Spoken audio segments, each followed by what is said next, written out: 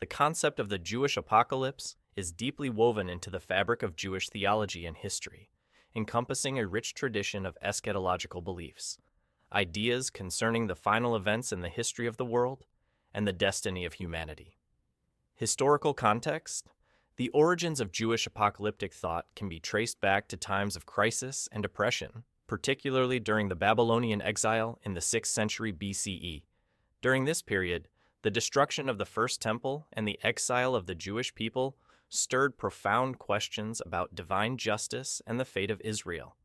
This environment birthed a significant portion of Jewish apocalyptic literature, which continued to develop through subsequent periods of foreign rule, including the Greek and Roman empires. Apocalyptic texts and themes. The Book of Daniel. Perhaps the most famous example of Jewish apocalyptic literature, the Book of Daniel, part of the Hebrew Bible, was written during the Hellenistic period when Jewish identity was under threat from Greek culture and rule. The book contains visions and prophecies, including the story of the four beasts representing successive empires, culminating in the eternal kingdom established by the Ancient of Days and a Son of Man. These images are packed with symbolism reflecting hope for divine intervention and the ultimate triumph of God's kingdom. The Dead Sea Scrolls. Among these ancient texts, found at Qumran, are works like the War Scroll, which depicts a final battle between the forces of light, led by the Sons of Light, believed to be the Qumran community itself, and the forces of darkness. Key doctrines. Messiah. Central to Jewish eschatology is the Messiah, a divinely anointed leader destined to restore Israel, bring about global peace, and usher in an era of prosperity and divine worship across the world. Resurrection and divine judgment. Associated with the Messiah's arrival is the resurrection of the dead and a judgment day, determining the eternal fates of souls based on their earthly lives. Olam Haba, the world to come.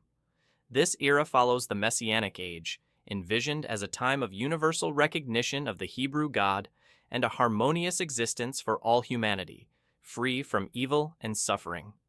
Modern interpretations and relevance. In modern times, while some traditionalists still hold to literal expectations of these prophecies, many others interpret them metaphorically or focus on the ethical teachings they offer, such as the Ragnarok, often referred to as the Twilight of the Gods, is a fascinating and dramatic part of Norse mythology that describes the end of the world and the ultimate destruction of the gods. Unlike many other apocalyptic stories that focus on a renewal or a new beginning following the cataclysm, Ragnarok is stark in its finality and the sweeping changes it brings to the cosmos. Ragnarok is foretold as a series of events, including a great battle, natural disasters, and the eventual death of several major gods, including Odin, Thor, Freyr, and Loki. The story is primarily sourced from the Poetic Edda and the Prose Edda, medieval texts that are the main sources for what we know of Norse mythology today. Prelude to the Apocalypse. The events leading up to Ragnarok include a harsh winter known as Fimbulwinter that lasts for 3 years, with no summer in between. This severe cold causes widespread strife and moral decay, setting the stage for the final battle. The battle.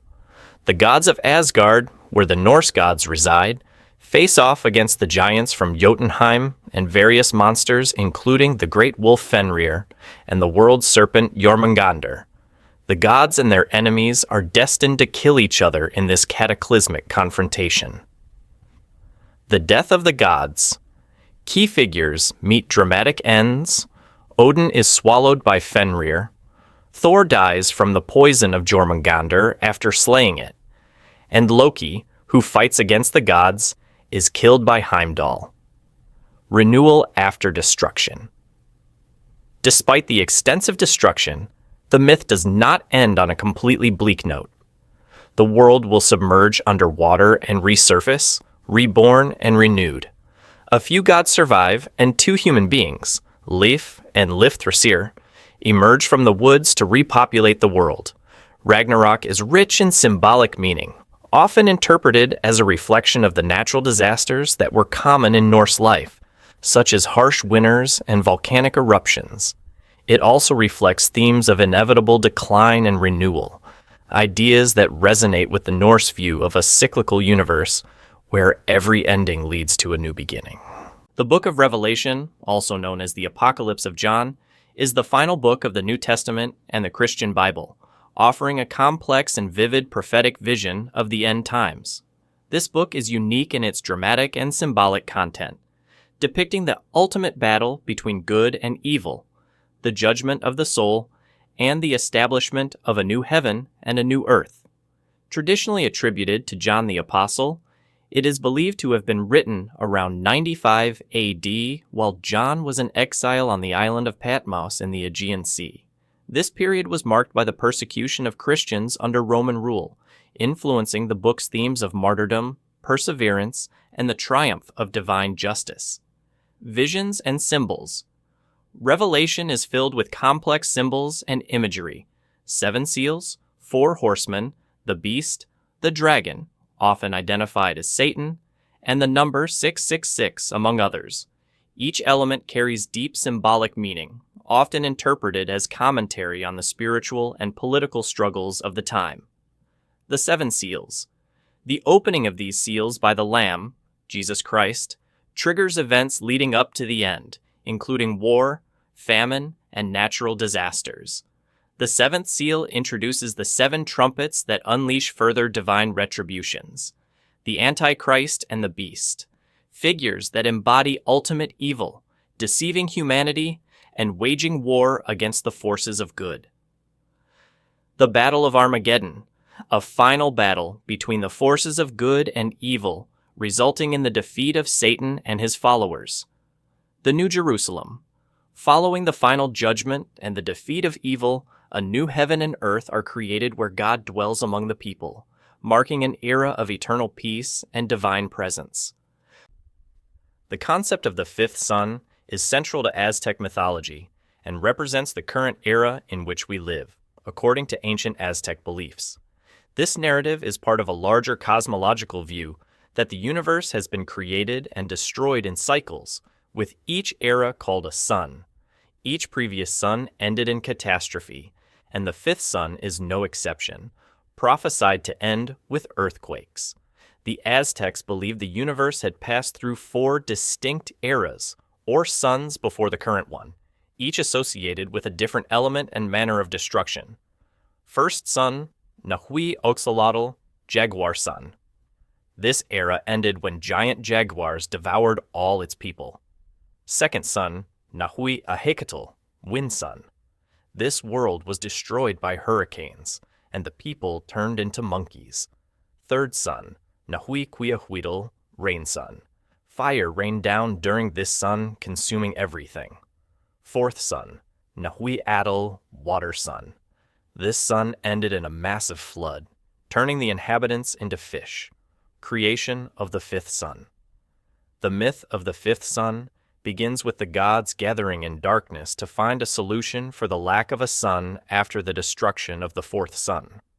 2 gods, Tekuchistacatl and Nenahuatzin, volunteered to become the sun and the moon.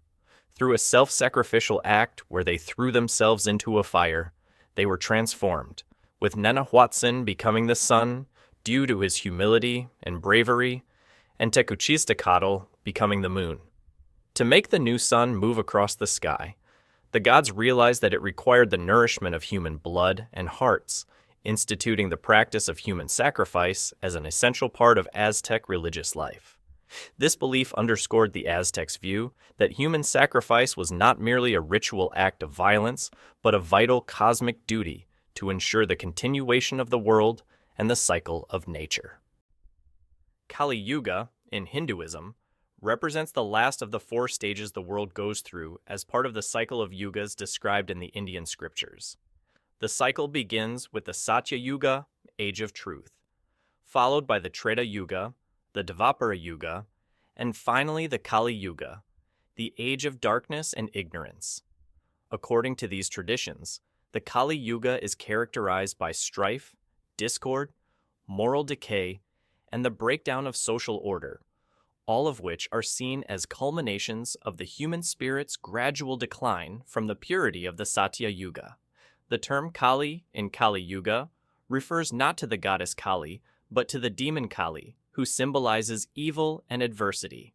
The Puranas, particularly the Vishnu Purana, outline the characteristics of the Kali Yuga, describing it as a time when virtue and righteousness will be at their weakest. Human relationships will be primarily based on material interests, and falsehood will dominate truth.